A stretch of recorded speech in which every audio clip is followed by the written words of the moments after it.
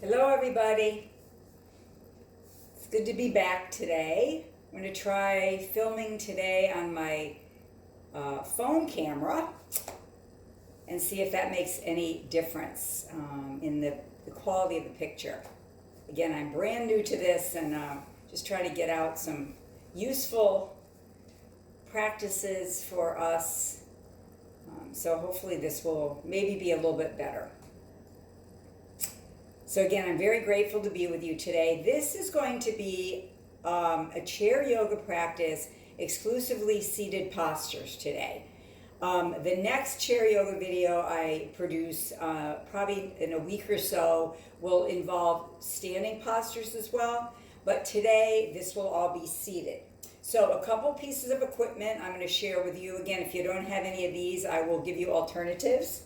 So one of the things I recommend that we will be offering today for supports is a strap, which again, if you don't have a yoga strap, that's fine. You can use a belt or a longer towel because we'll be using it on the feet and the hips today. So I just want to mention that. Also, a yoga block that can go in between the knees. Again, if you don't have one of those, you could use a cushion, a firm cushion. And then the final item will be a squishy ball. That's the technical name. It's about a 7 to a 9 inch ball. Again, a cushion can be used as well, okay? If anybody would like any information about any of this equipment that I use, again, I don't sell it, I just use it and I love it. Feel free to give me an email, cindysenk@gmail.com, and I'll be happy to send you the links. So, and also with music, I'm not including music in these videos because I know you're at home and you can just play whatever might be best for you. So I invite you this morning to, or wherever you are and whatever time of day, I keep saying this morning, to find that comfortable seat, whatever that may be. Finding a nice sturdy chair is really important. You can have arms on the chair if that's fine as well. And also safety, I would recommend a yoga mat either under your chair so it doesn't slip, or a carpet. Okay, so you be nice and safe.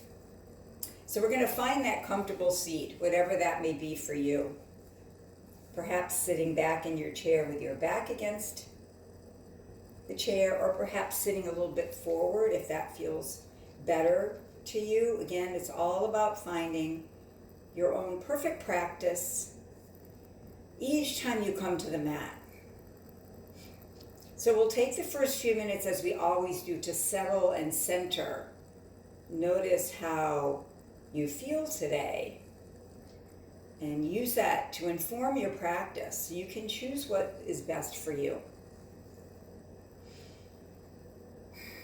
So find that comfortable seat, fidget around, settle in, and connect your feet or some part of your feet to the earth. And just feel that energy, that grounded energy. And then just envision that energy coming up the legs to the base of the spine as your spine connects to the chair, again grounding. And then inviting the crown of the head to lift right up toward the sky, lengthening through the spine. Relaxing through the face, the jaw, the throat, the eyes. And perhaps closing the eyes or taking a soft gaze to the earth. Whatever helps you to turn that outward attention inward.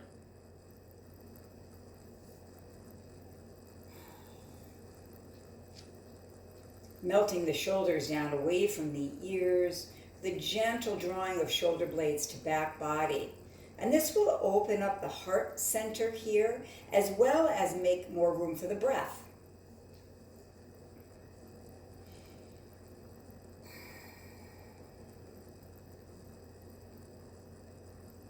So as you're rooting to rise, inviting again the softness in the shoulders, the upper back, the legs, the arms, the hands and feet. But a gentle awakening of the bandhas, so engaging in the core, belly button to spine, gently, like a soft cough, like that's all you need. You don't want to suck it in so much that you can't breathe, but just engaging here. And also think of the pelvic floor muscles lifting up and in. And that will help us to be more strong and centered, safer in the core, which will help protect the back. We talked about that in the back safety video that we did last time.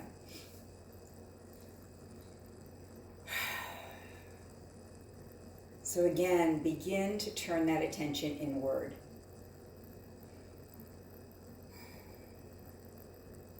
Notice how you feel this morning.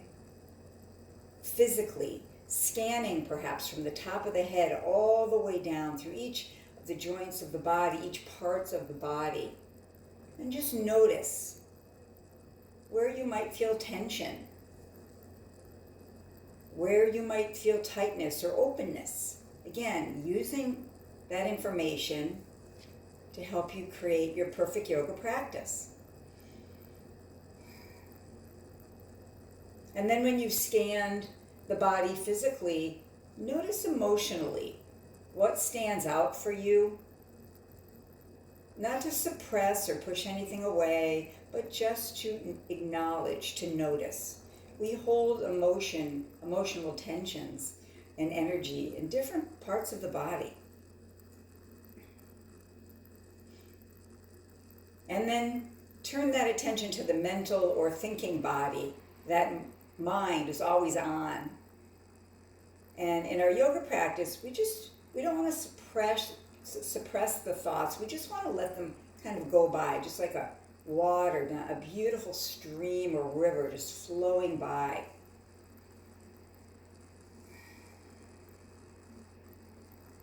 And then energetically today, notice how you feel. It's going to be a beautiful sunny day later. Maybe you can get out if that works for you. Just get out and breathe the air, even if you step outside your door. Very, very helpful, very therapeutic. So as we connect to ourselves this morning, we're going to invite our first gentle asana of breath with some movements of the shoulders, the arms. Now remembering that when we start to offer movement, check in with those joints, see how everything is feeling. Again, always make the choices that are best for you. So, starting with palms together, thumbs connecting to the heart in Anjali Mudra. On the inhale, just drawing the elbows out to the side body, drawing the shoulder blades to back body, maybe gazing upward or tilting up your chin if your neck feels fine. Breathe here, big inhale if you can, and then on the exhale, bringing the palms together, connecting to the heart, maybe a gentle tuck of the chin, bow of the head, exhale, exhale, release. And then inhale again when you're ready, expand. Breathe, open. And then again, exhale when you're ready. Drawing everything back in, home to the heart. And moving through this warm-up asana about 4 or 5 more times at your own breath pace. Maybe your inhales and exhales are of the same length, or perhaps you invite those exhales to be a little bit longer than the inhales, and that will help to calm the nervous system and quiet the mind. Help us to de-stress a bit if we're feeling stressed today.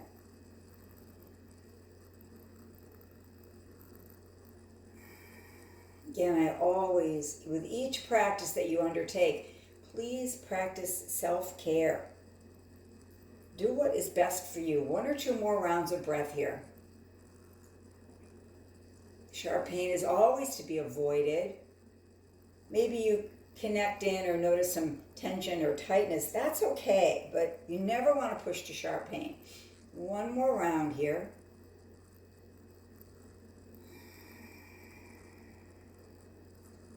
Then we're going to return back home to the heart. Then releasing the hands to the legs, sitting up nice and tall. We're going to be doing some seated cat-cows now. So on the inhale, just lengthen. Again, maybe simply gazing up with the eyes, or if your neck feels okay, you can lengthen through that chin, lengthen through the crown. And then on the exhale, round that spine just a bit. Again, be mindful. This is early in the day for some of us.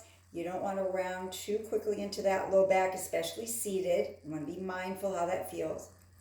So we're going to go through this a few times. Maybe the hands kind of draw back toward the body as you expand on the inhale.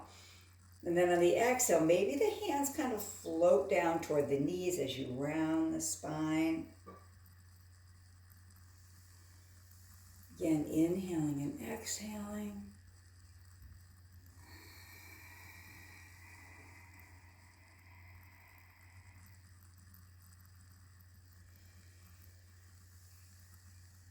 Using that Durga breath, that 3-part breath that we introduced and practiced in the pranayama breath practice that's on the videos. Or perhaps you'd like Ujjayi breath, again, that ocean sounding breath in the back of the throat. Again, whatever works for you is perfect. One more round here. Again, work at your own breath pace. Always take your time.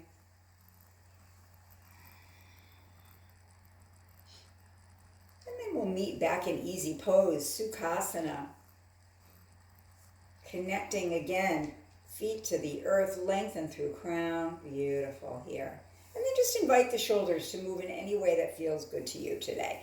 As you start to move, you might notice or hear or feel cracking and popping. As long as that's okay, it doesn't hurt you, then that's good. If there's pain there, again, that's your red flag to not go there.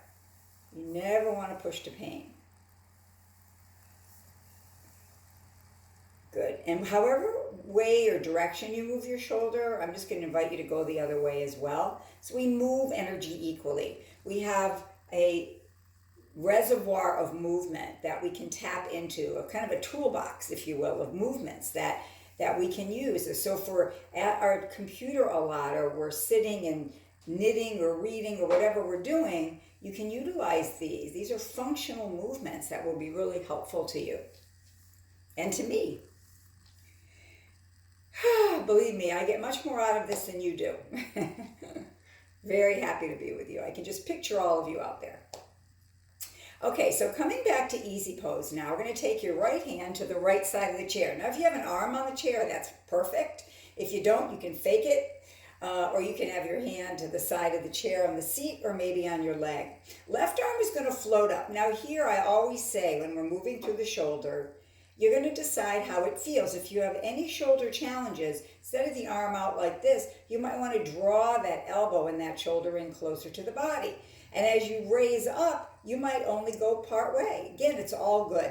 So lengthen where you can, and then we're going to begin to gently lean over, just opening up this whole left side body. Maybe find your drishti, your focus point. Where do you want to be gazing here? Reaching up. And I'm going to bring my arm down so you can see my hand now. And you can circle your wrist.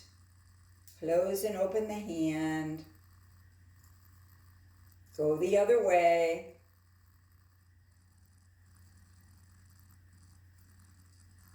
Good. And then pausing. Just lengthen, pause here. Perfect. And then come back to easy pose. Relax that. Take your left hand now to the side of the chair or on your leg. Right arm's going to float up. Beautiful, beautiful. Taking a breath. Keep that same side sit bone or hip bone connected to the chair. And then find seated crescent moon here, just opening up the body.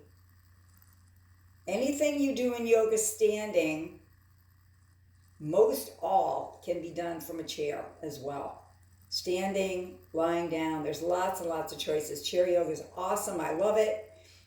And again, same thing with the hands. I'll bring my hand down so you can see, circling the wrist. My teacher, Peggy Cappy, I've been blessed to study with her numerous times. Go the other way.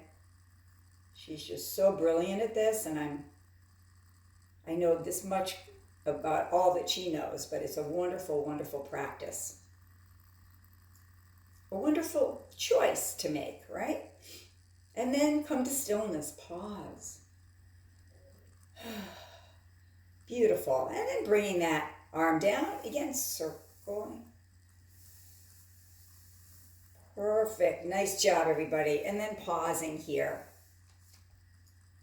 Now, we're going to do a little bit with the head and neck. So sitting up nice and tall. Again, think of your alignment. Ears over the shoulders, shoulders over the hips.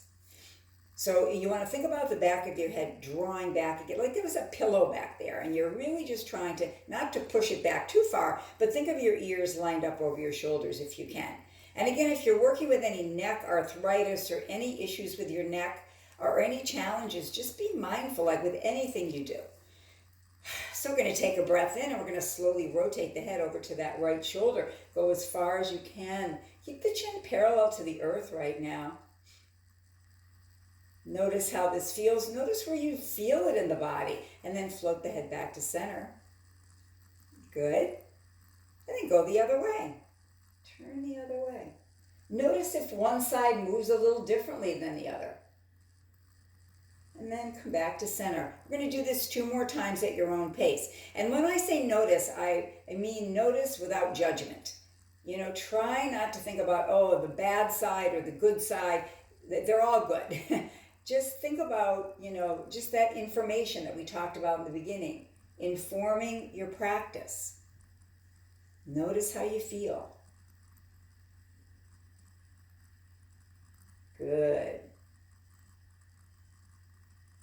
And then maybe one more time, again, see what's happening. And again, I would really encourage you to think about it and just notice where else you feel this in the body. I know for me, I feel this head turn, believe it or not, all the way down to my low back. So it's pretty amazing. The body's an amazing entity, right? Beautiful. So now we're sitting up nice and tall, and we're going to take that right ear to the right shoulder here. Just gentle tilt.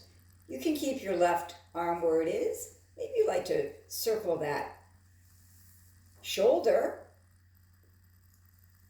Again, if you're circling, you want to go the other way. Another choice for you would be to reach that left arm down toward the earth. Just reaching toward the earth to lengthen through that stretch. And you can also take that hand to the side of the neck and give yourself a little massage here. This is one of my favorites.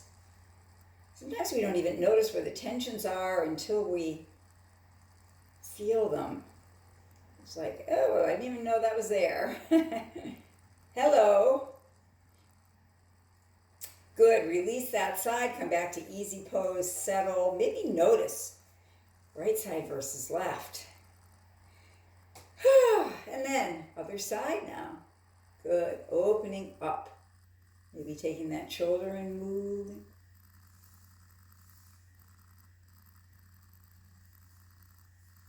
Maybe going the other way. Let the arm kind of go for the ride. Good. Pause.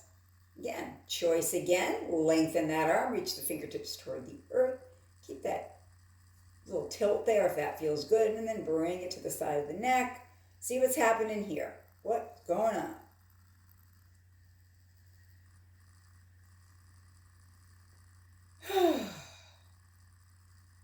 Nice cleansing breaths, just like I did just now, are wonderful to just help release any tensions or tightness that we may be feeling.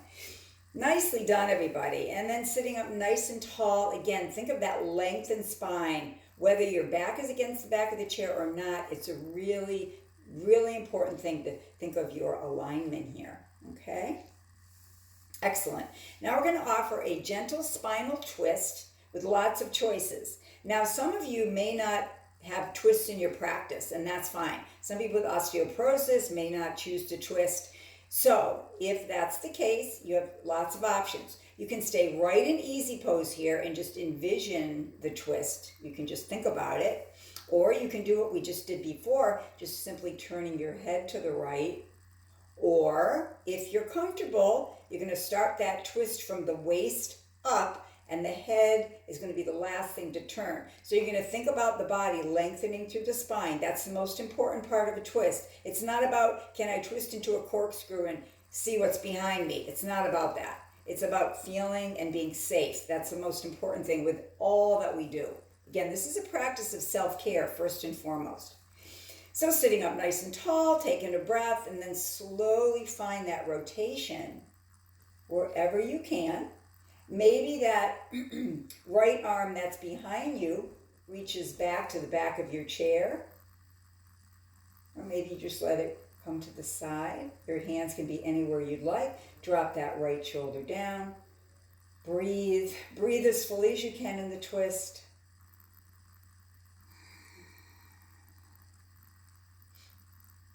Nice. And then slowly unwind back to center. Again, kind of think of that, the body moving as a unit, but the head kind of coming around last.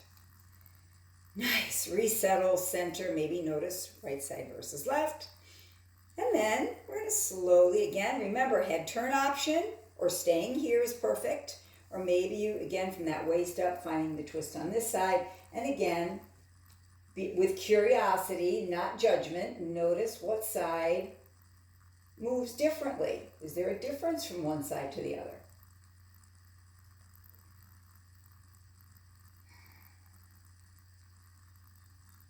Nice. And then slowly unwind back to center. Perfect, perfect. Just relaxing everything. Excellent. So now we're going to focus on those feet and legs a bit. That's why I have the camera set up so you can see my feet today. And again, you can be barefoot. I have grippy socks on. I love grippy socks. Or you can have your shoes on. Again, it's all good. So we're going to focus a little bit on warm-ups of the joints first. Again, I learned that from Peggy Cappy and from the Arthritis Foundation. So I want to give credit where credit is due. And then we're going to move into some more asanas. So take that right leg up, and we're going to gently work with the knees. You're going to straighten that leg out to wherever it goes, and then bring it back under the chair. Again, if you are finding that when you extend the leg that you're starting to get any discomfort, then just don't extend it as far. Same thing when you bend it back. That range of motion, meaning how much you move, is all up to you. It's all up to you, my dear friends. Nice. And again, if for some reason, maybe you have a cast on the leg or whatever, and it's not okay or doable right now for you to extend and bend, just think about it in your mind. That leg eventually is going to come back. It's going to extend and then bend. And then you're going to bring that leg out there. It can be any height you want. And just circle the ankle any direction. That's where you hear the cracks. I know. A lot of cracking in the ankles. That's me cracking. Good job. And then the other way. Good. Trying to keep the hip. The reason I have my hand on my leg here is because sometimes the whole leg wants to go. So really try to focus on that ankle. Good. And then flex and point. So it would be the point down, toes lift. Yep. Good. Toes down, toes lift. And then place that foot down. Next week or the week after, I have a lot of ideas for videos. I'm going to do a whole video on balance, a whole asana practice on balance, standing balance. And a lot of our balance starts right here in the ankles and feet. So having them to be activated and warmed up is a really good thing. So now other leg up, straighten and bend here from that knee. Relax the ankle for now, it's okay. See how this side feels? Because not only am I a yoga teacher, but I've been a fitness instructor for longer than I want to say, a long time. 36, over 35 years. And I have a lot of different classes that I teach. So I'm going to try to offer a variety in these videos, not just yoga, but other options. So then coming out with that leg, circle the ankle any direction. And again, if you have ideas or things you want me to cover, and offer, please email me. Other direction. I don't Zumba though. I'm just putting that out there. Nor do I do boot camps and flip tires. I'm too old for that. Okay. And then flex and point. Good. We have to maintain our sense of humor. And laughing is a good thing. It also engages those bandhas we talked about earlier, right? Nice. And then placing both feet down. Nicely done. Okay. So now I'm going to ask you to pick up your strap if you have one. Again, if you don't, you can use a belt or a towel. And we're going to work with the hips. Now, the reason I like the strap is it allows the hip to relax and let the arm kind of do the work. Because the legs are very heavy and they have a lot of weight there with all those muscles. So to be able to move the hips, it's kind of a challenge sometimes. So if you have your strap, you can step on it with your right foot.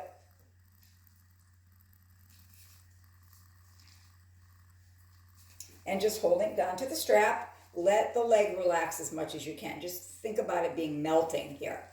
And then we're going to slowly, and again, be mindful of this. As you're moving the leg up and down, try not to lean the body back into the chair, okay? Just to protect your back. So just use your arms, come up and down, a little or a lot. Again, some of you out there might be working with hip replacements. You know how high you can come up, if at all. Maybe again, to make yourself be a little higher on the chair, you could put a pillow underneath you or a blanket. Good. And then keeping that leg up off the floor, just an inch or two. Doesn't have to be up high. Just going to get a grip, Cindy. Then we're going to just rock a bit. And this is really functional for getting out of the car, getting out of a chair. I'll also be offering a gentle joints class shortly too, which is going to be all movements, many of them from the Arthritis Foundation. Many of us are having a lot of challenges with that, so that's to come as well. And then bring that leg down. Nice job. Now we're just going to switch to the other side before we move on. So just taking that strap, relaxing that leg, and just gently up and down here. Good. Again, try not to pull the leg up with your own power. Let the strap do the work if you can. If you have a strap or a towel or a belt. That allows that hip to relax. Again, try not to lean and rock back, especially keeping your feet planted. That's really important for back safety. Good. And then bring that leg up there and then just functional here. Functional movement. Again, if you've had hip replacement, hopefully you know your options, and always err on the side of caution. Beautiful. Now we're going to move through an asana here. So this is called staff pose. So what you're doing here is both your legs are extended out and your heels are connected to the earth. You don't want your legs up off the floor, okay? So the heels are connected. Draw the elbows or the strap, with the strap or not, back. So think of that heart space opening, just like we did earlier when we did that seated cat-cow, remember? So draw those shoulders back, open up the heart, maybe gaze upward a bit or straight ahead. Breathe.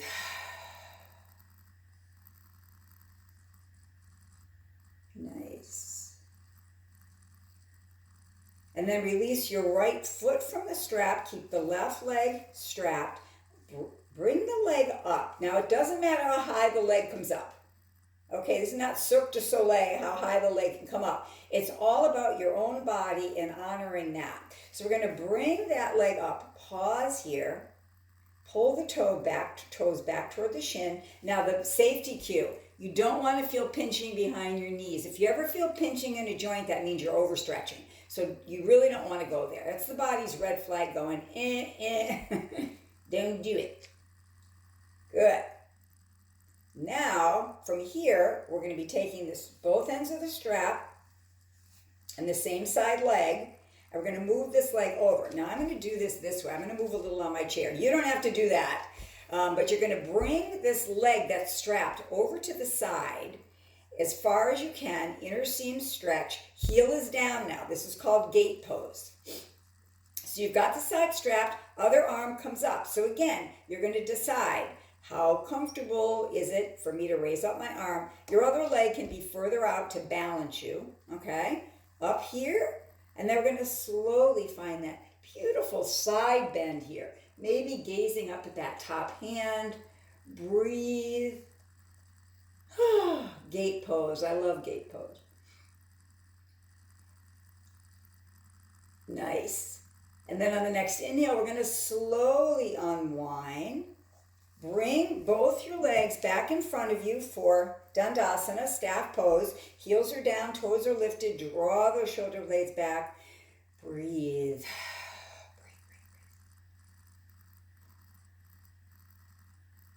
Nice. And then release the other side. Sitting up nice and tall, engage those bandhas. Slowly come up with this leg. Remember, no pinching behind the knees. Where you want to feel the stretches in the back of the thigh, in the hamstring muscle, three-part muscle. Breathe. Nice. Again, let the arms do a lot of the work here, holding up the leg. Good. Now, both ends of the strap or your towel or whatever you're using, you're going to come into this side, the same side as you're lengthened. Again, I'm going to scooch over so you can see what I'm doing. Bring that leg over to the side. Heel is down. Again, other leg may be wide, just to give you a little bit more of a base here. Lengthen through the spine. Other arm comes up. Find where it can be. And then find gate pose here. So you're lengthening, reaching over. Your drishti is where your eyes are gazing. So see where you want to be. Do you want to look up to that top hand? Do you want to look straight ahead? Do you want to look down to your straight leg? Breathe, breathe, breathe. And then slowly unwind. Nicely done. Bringing both legs back together into Dandasana. Think of the legs as being active, just like you were standing on them in this posture. So you want to think about those toes pulling back toward the shin. Think about if you were standing on your legs, what that would feel like. And that's what you want to try to bring to this particular posture, Dandasana. Nice. And then release both the hands, not hands, Cindy, feet. I've been talking to the birds and animals too long. I forget how to talk to people. Okay, so put your feet on the mat. Not your hands. And then again, this can be done with a towel, a strap. I love this strap because it's got loops, so I don't have to grip it as hard with my hands, but it also can be really nice for some of these particular movements. But if you don't have a strap like this, you can simply hold on to it. About shoulder width is what you're thinking here.